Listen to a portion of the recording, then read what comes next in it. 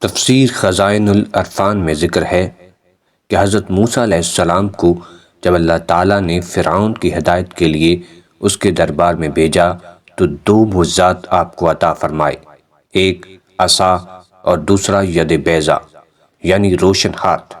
حضرت موسیٰ علیہ السلام اپنے گریبان میں ہاتھ ڈال کر باہر نکالتے تھے تو ایک دم سے آپ کا ہاتھ روشن ہو کر چمکنے لگتا تھا، پھر جب آپ اپنا ہاتھ گریبان میں ڈال دیتے تو اپنی اصلی حالت پر آ جاتا۔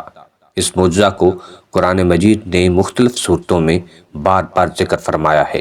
اسی معجزہ کا نام ید بیضا ہے، جو ایک عجیب اور عظیم معجزہ ہے۔